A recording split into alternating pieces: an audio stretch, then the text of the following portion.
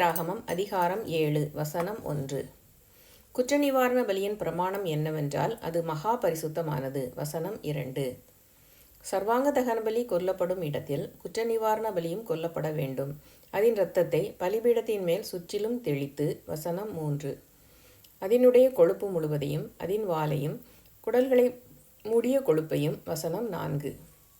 2 குண்டிக்காய்களையும் அவைகளின் மேல் சிறு குடல்களின் இடத்தில் இருக்கிற கொழுப்பையும் குண்டிக்காய்களோடே கூட கல்லீரலின் மேல் இருக்கிற ஜவ்வையும் எடுத்து செலுத்துவானாக.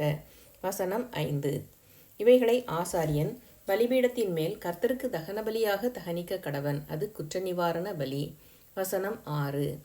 ஆசாரியரில் ஆண்மக்கள் யாவரும் அதை புசிப்பார்களாக. அது பரிசுத்த ஸ்தலத்தில் புசிக்கப்பட வேண்டும். அது மகா பரிசுத்தமானது. வசனம் 7. பாவ நிவாரண பலி எப்படியோ குற்ற நிவாரண பலியும் அப்படியே. அவ்விரண்டிற்கும் பிரமாணம் ஒன்றே. அதனாலே பாவ நிவிர்த்தி செய்த ஆசாரியனை அது சேரும். வசனம் 8. ஒருவருடைய சர்வாங்க தகன பலியை செலுத்தின ஆசாரியன் தான் செலுத்தின தகன பலியின் தோலை தனக்காக வைத்து கொள்ள வேண்டும். வசனம் 9. அடுப்பிலே பாகம் பண்ணப்பட்டதும் சட்டியிலும் தட்டின் மேலும் சமைக்கப்பட்டதுமான போஜன பலி யாவும் அதை செலுத்துகிற ஆசாரியனுடையவைகளாய் இருக்கும். வசனம் 10. எண்ணெயிலே பிசைந்ததும் எண்ணெயிலே பிசையாததுமான சகல போஜன பலியும் ஆரோனுடைய குமாரர் யாவருக்கும் சரி பங்காக சேர வேண்டும். வசனம் 11. கர்த்தருக்கு செலுத்துகிற சமாதான பலிகளின் பிரமாணம் என்னவென்றால். வசனம் 12.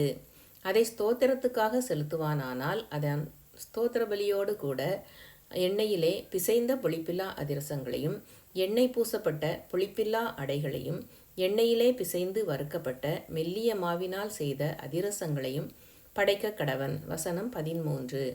அவைகளை படைக்கிறதும் அல்லாமல் புளித்த மாவினால் செய்த அப்பத்தையும் தன்னுடைய சமாதான பலியாகிய ஸ்தோத்திர பலியோடு கூட படைக்க வேண்டும். வசனம் 14. அந்த படைப்பு முழுவதிலும் வகைக்கு ஒவ்வொன்றை எடுத்து கர்த்தருக்கு ஏறெடுத்து படைக்கும் பலியாக செலுத்துவானாக. அது சமாதான பலியின் இரத்தத்தை தெளித்த ஆசாரியனுடையதாகும். வசனம் 15.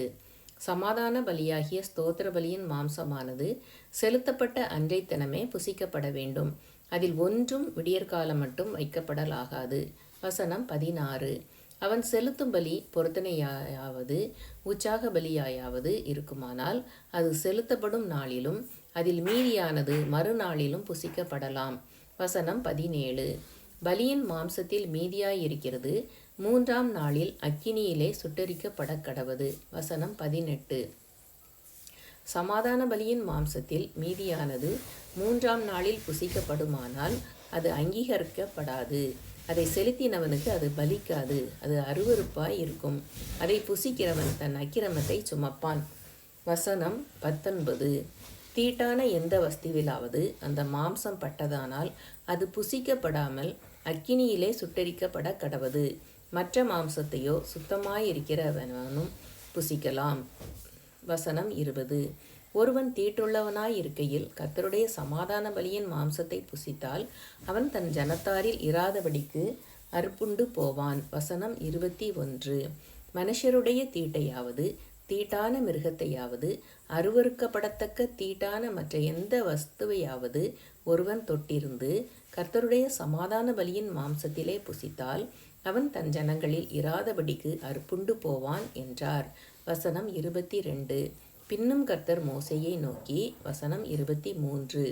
நீ இஸ்ரவேல் புத்திரரோடே சொல்ல வேண்டியது என்னவென்றால் மாடு ஆடு வெள்ளாடு என்பவைகளின் கொழுப்பை நீங்கள் புசிக்கலாகாது.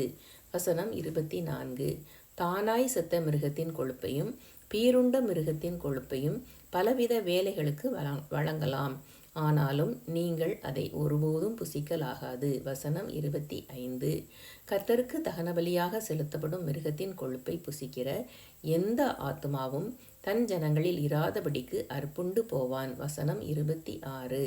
உங்கள் வாசஸ்தலங்களில் எங்கும் யாதொரு பறவையின் இரத்தத்தையாவது யாதொரு மிருகத்தின் இரத்தத்தையாவது புசிக்கலாகாது. வசனம் 27. எவ்வித இரத்தத்தையாகிலும் புசிக்கிற எவனும் தன் ஜனங்களில் இராதபடிக்கு அறுப்புண்டு போவான் என்று சொல் என்றார். வசனம் 28. பின்னும் கர்த்தர் மோசேயை நோக்கி. வசனம் 29. நீ இஸ்ரவேல் புத்திரரோடே சொல்ல வேண்டியது என்னவென்றால், கர்த்தருக்கு சமாதான பலி செலுத்துகிறவன் தான் செலுத்தும் சமாதான பலியை கர்த்தருடைய சந்நிதியில் கொண்டு வருவானாக. வசனம் 30. கர்த்தருக்கு தகன பலியாக படைப்பவைகளை அவன் கைகளே கொண்டு வர வேண்டும். மார்க்கண்டத்தையும் அதனோடு கூட அதன் மேல் வைத்த கொழுப்பையும் கர்த்தருடைய சந்நிதியில் அசைவாட்டும் பலியாக அசைவாட்டும்படிக்கு கொண்டு வர கடவன். வசனம் 31. அப்பொழுது ஆசாரியன் அந்த கொழுப்பை பலிபீடத்தின் மேல் தகனிக்க வேண்டும். மார்க்கண்டமோ ஆரோனையும் அவன் குமாரரையும் சேரும். வசனம் 32. உங்கள் சமாதான பலிகளில் வலது முன்னந்தொடையை ஏறெடுத்து படைக்கும் பலியாக படைக்கும்படி ஆசாரியனிடத்தில் கொடுப்பீர்களாக. வசனம் 33.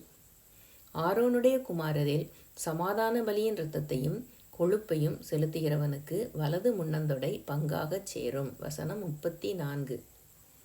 இஸ்ரவேல் புத்திரரின் சமாதான பலிகளில் அசைவாட்டும் மார்க்கண்டத்தையும் ஏறெடுத்து படைக்கும் முன்னந்தொடையையும் நான் அவர்கள் கையில் வாங்கி அவைகளை ஆசாரியனாகிய ஆரோனுக்கும் அவன் குமாரருக்கும் இஸ்ரவேல் புத்திரருக்குள் நடக்கும் நித்திய கட்டளையாக கொடுத்தேன் என்று சொல் என்றார். வசனம் 35. கர்த்தருக்கு ஆசாரிய ஊழியம் செய்யும்படி ஆரோனும் அவன் குமாரரும் நியமிக்கப்பட்ட நாளிலே இது அபிஷேகம் பண்ணப்பட்ட அவர்களுக்கு கர்த்தருடைய தகன பலிகளில் கிடைக்கும்படி உண்டான கட்டளை. வசனம் 36. இப்படி அவர்களுக்கு இஸ்ரவேல் புத்திரர் தங்கள் தலைமுறை தோறும் நித்திய நியமமாக கொடுக்கும்படி கர்த்தர் அவர்களை அபிஷேகம் பண்ணின நாளிலே கட்டளையிட்டார். வசனம் 37. சர்வாங்க தகன பலிக்கும் போஜன பலிக்கும் பாவ நிவாரண பலிக்கும் குற்ற நிவாரண பலிக்கும் பிரதிஷ்டை பலிகளுக்கும் சமாதான பலிகளுக்கும் அடுத்த பிரமாணம் இதுவே. வசனம் 38. கர்த்தருக்கு தங்கள் பலிகளை செலுத்த வேண்டும் என்று அவர் இஸ்ரவேல் புத்திரருக்கு சீனாய் வனாந்தரத்திலே கற்பிக்கும் போது இவைகளை மோசேக்கு சீனாய் மலையில் கட்டளையிட்டார். லேவியராகமம் அதிகாரம் 7 முற்றிற்று.